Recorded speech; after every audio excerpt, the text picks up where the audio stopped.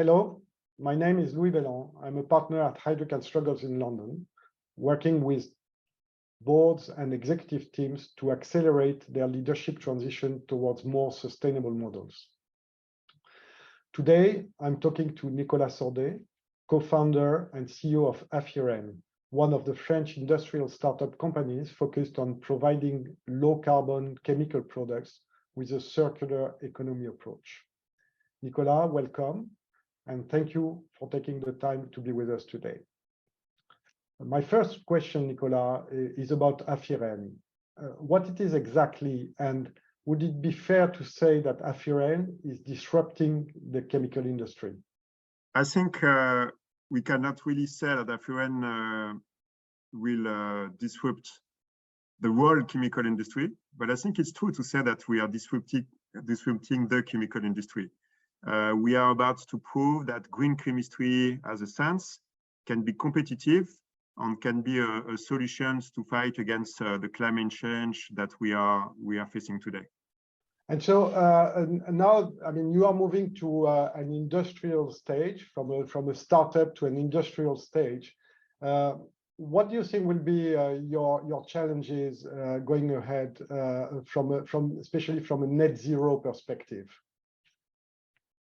I think this is really, I think you are right to say this is really challenging, because when you are a startup, you have to manage both, the development of your own company, but also this net zero challenge, or organize the process to be in the positions to decrease massively the CO2 emissions. I think no matter the size of the company, that you can be a startup or big group, big companies, I think this is challenging anyway. So it's not specific to startups. But we have been helped by our model, because from the beginning we have put in the heart of our process this climate strategy, this CSR strategy. Our model is to propose bio-based solution with a low carbon footprint. We will divide by 5 the CO2 emissions compared with the chemical industry today.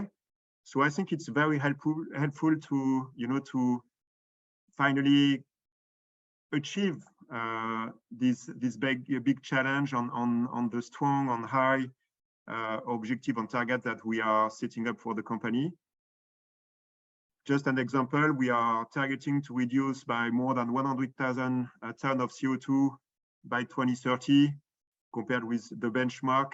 So at this critical stage, also from a business, a leadership, and a culture perspective, what challenge do you see in your organization to really get to the industrial stage?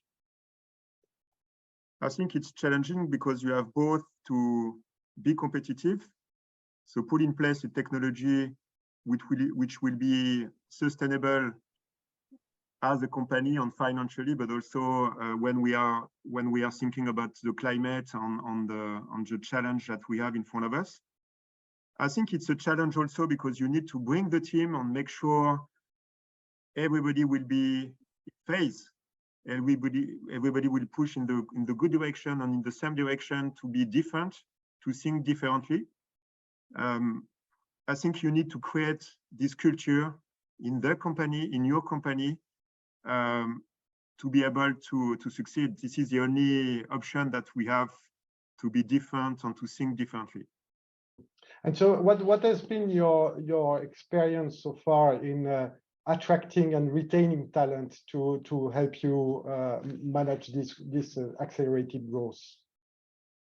I think nowadays with COVID crisis and even what's going on in Ukraine, we are seeing that the market is more and more tense for talent. We are in a way facing this difficulty, but obviously, and I think this is very surprising for me, it has not been so difficult to attract talent. Why? Because we put this CSR topic in the heart of the company. This is our DNA, and we can attract talent who want to change things, who are convinced, and they are not coming here and joining Afyren just like this. They are coming and joining the company because I think they are aligned with the strategy that we have. And I think this is a strength.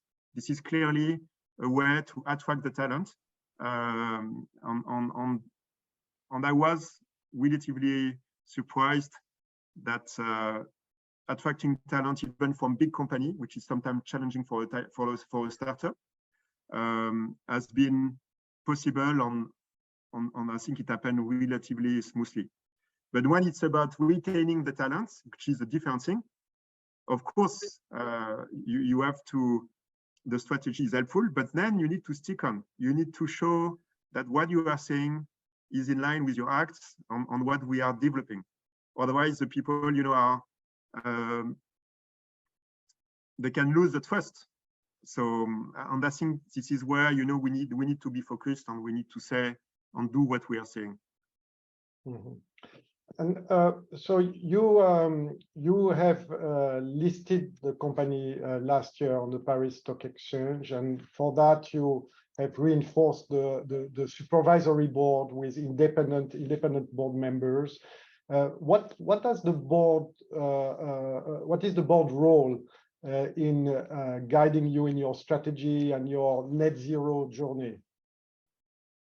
I think governance is part of the performance of the company. Clearly, our board is, yeah, as you are saying, is changing a little bit with independent people and independent board members. I think this is crucial. We need to have support from the board. We need to make sure that all the company is aligned. This is a challenging topic. It's not about only economics on profitability. It's also about how we can create a different actor, how we can think differently, how we can at one point, you know, bet on something in a middle term instead of short-term period of time. So the board needs to be aware about what's going on today on the climate. The board needs to be supportive. The board needs to have a high view to support the strategy of the company, but also the management team. So I think this is crucial, and we are doing a great job at Afyren, clearly. Okay. And so maybe from a more personal perspective, I mean, you have quite an interesting career path from finance to setting up an industrial startup and in a very technical environment. So what drives you? Why are you doing this to you? I think this is a good question, but I think it happened in two different steps. So the first one is when I was working in finance in Hong Kong on financial markets. I think at the end of my career, I didn't feel very comfortable with what I was doing. I was not completely aligned with the job, and I think it was first of all the first motivation for me to change and to do something else. And then, when I've met Jeremy at the first time, working on something which has more sense, then was obvious. It was not even a decision. It was like very smooth, and we decided to go together and further and push the company on what we want and what I would like to. And this is what I'm living to. I live today as the CEO of the company. Is I feel completely, you know, in adequation with what we are pushing.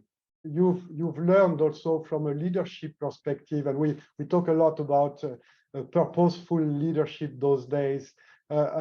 Is this something that you have learned, you apply? Is this something that you try to share with your executive team? What does it mean for you, this purposeful leadership?